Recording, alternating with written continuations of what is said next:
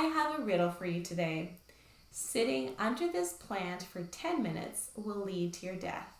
Can you guess what it is?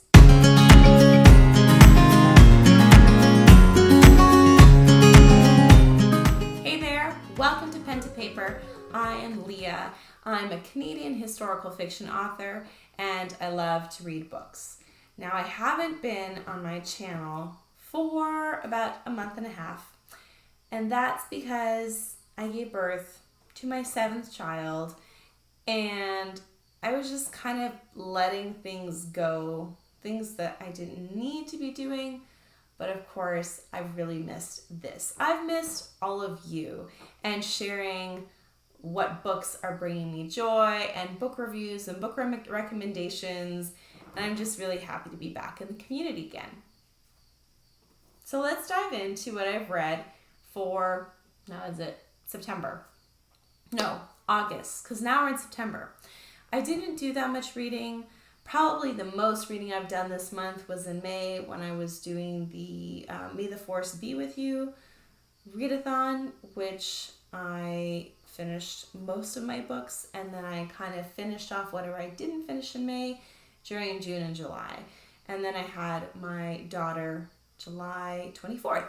And now I'm here with you. But I did get some reading done, and I'd like to share the reading that I did get done. So the first book that I'm going to be talking about is where I got this riddle from. Okay, it wasn't really presented as a riddle in the book, but first let me tell you a little bit about the book. So the book is called The Secret Diary of a Young Doctor by Adam Kay. And these are literal diary entries that he wrote during his residency and then being a resident. And goodness, you would think after, 18 seasons of Grey's Anatomy, I would remember and attending, but they have different levels that they call in the UK, because he's from the UK and that's where he practiced in the UK. He no longer practices as a doctor. He is now a screenwriter. But needless to say, the book was excellent. I believe I gave it 5 stars. It is so witty. I love British dry humor, and the plant riddle that I presented to you was actually one of the stories. I'm just going to embellish a little bit because it was definitely one of the stories that, just kind of stuck out the most. It was very funny. He was not a resident, the one before it. Anyways, he was in training at the time, and his attending, basically this woman came to them and she said that she didn't know what was wrong with her and she was very organic and all into these plants. And the attending said, well, this natural substance that you're taking is actually working against whatever is wrong with you, or some sort of medication that she needed to take. And she said, but it's natural. Isn't it good for you? We have to go back to the plants and the earth and all this. And he said, well, what is it now? Apricot seeds have cyanide in them. There's mushrooms that could kill you. And then that's when he told, well, if you sit under this plant for 10 minutes, you will die. And then she said, okay, I'm going to listen to you. I'm going to stop taking whatever I'm taking because it's counteracting this certain medication. And guess what the plant is? Water lilies. Of course, if you go under the water lilies, you are going to die because you can't hold your breath for 10 minutes.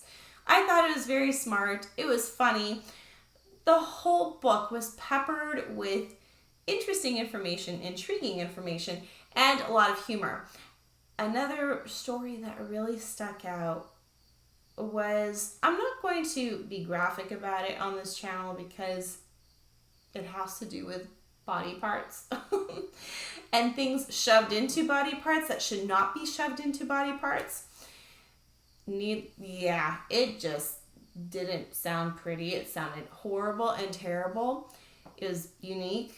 And one thing that I learned from this book was how stupid people can be and the stupid things they do to their bodies, and maybe just they don't have common sense, and common sense isn't common anymore.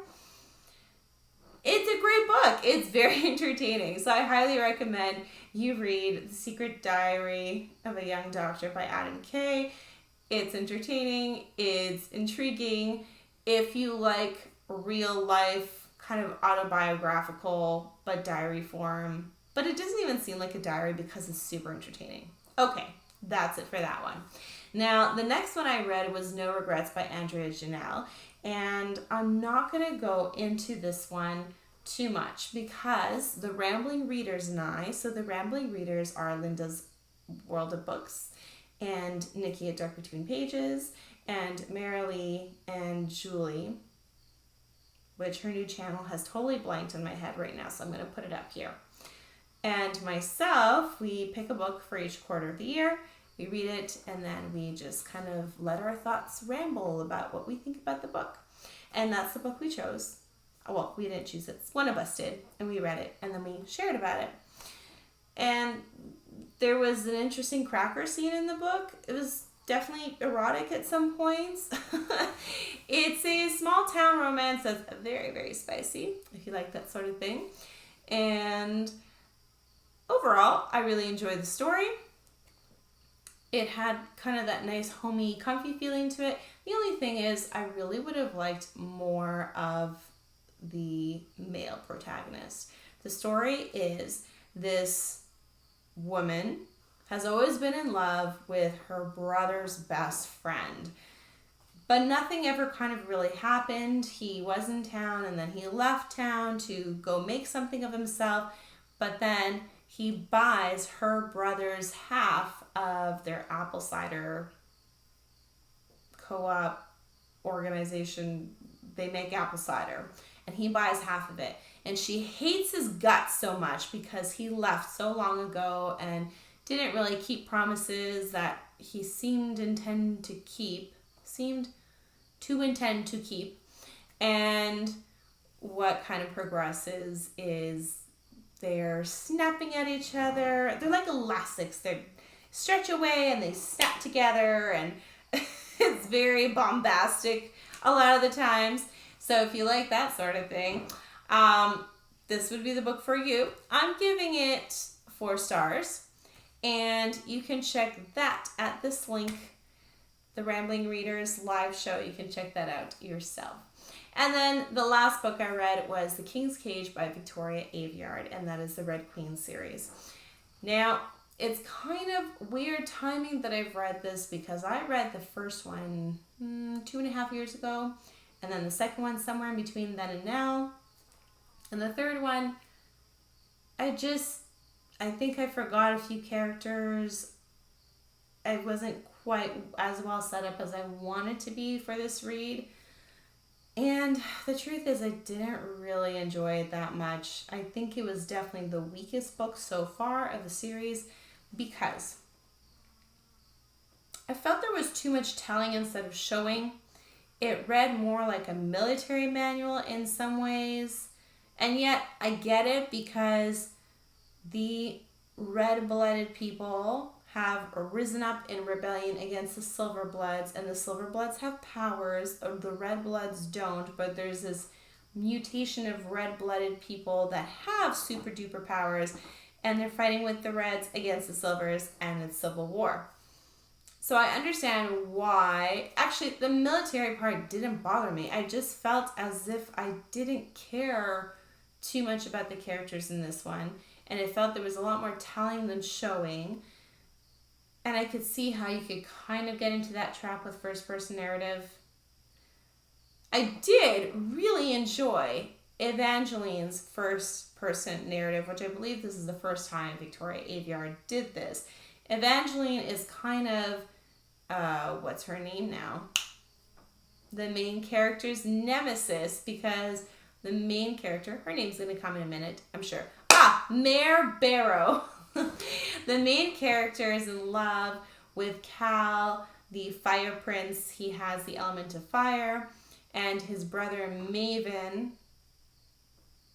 there's kind of a love triangle going on. Not so much anymore because Maven is a psychopath that's trying to kill her or have his psychotic way over her. It's very strange. And Evangeline was promised to Cal, but then Mary and Cal fell in love, and then she was promised to Maven, but Maven still loves Mary in a really, really twisted sort of way, and then Evangeline gets out of the whole situation. She's happy about that, and now she can kind of be queen in her own right, except maybe not. But you know what? It was good enough that I definitely want to get to the last book, which is War Storm, and it's sitting in my house right now. I don't think I'll try to get to it this month. But that's it for my reads in August. So let's go into the reads that I'm doing for this month. It's been a while since I've actually chosen in advance the books I'm going to read for the month, but I'm excited to do so. So the first two I have here are, one of them is Safe People by Dr. Henry Cloud. One friend of mine wanted to read this. It's a nonfiction about finding relationships that are good for you. So I've read maybe 2 chapters so far. I'd like to finish that this month. And then I spoke about the Rambling Readers, how we read the book No Regrets. I got to choose for the last quarter, and unfortunately the whole group is coming to an end, which is really sad. It's been wonderful to be with them for about 2 years. I've really enjoyed the ride, but it is ending. And so for the last one, I chose The Never Air by Courtney Melcam. And I found out about this because Courtney and I were on a historical fiction panel July 16th, this past July 16th, before I gave birth. And it just sounded really cool, and I wanted to read it. It's a 1920s Peter Pan retelling. I think Peter Pan is evil in this one. Seems pretty clear in the first chapter. We'll see if that changes. But this is about the lost boys who leave Neverland and maybe come to our world, and I'll let you know what happens. So that sounds very interesting. I am also beta reading for a great friend of mine, Alex. He is pretty much in the last stages of editing his latest work, and I'm hoping to get that done this week. And then there is one other book I'm reading, which a good friend of mine, I'm actually going to be interviewing him and doing kind of like a book review on his latest work. So more details to come on that soon. And I think, oh no, there's one more. Actually 2 more. Maybe 3 more. Audiobooks. One is West with Giraffes, and that's the next book read that I have with my local book club. And then The Night Dragon by Julie Kagawa. It's a Shadow the Fox book 3. And I'm almost done that one, so I'll be able to share more at the beginning of next month about this month's reads. And the last one I'm definitely going to be reading is The Legend of the Highland Dragon. I don't know how I came across this, and I can't remember the author's name. I just saw the cover, and Highland, it grabs my attention now.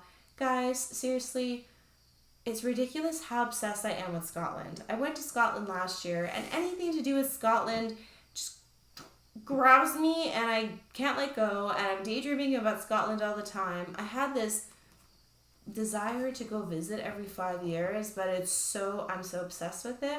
I want to go every 3 years now. And guess what? I'm sure it's going to go to every year. We'll see. Some weird fact about me. Anyways, those were my reads for August. What was your favorite read? I'd love to know. Maybe I'll add it to my TBR list. And I will see you next week.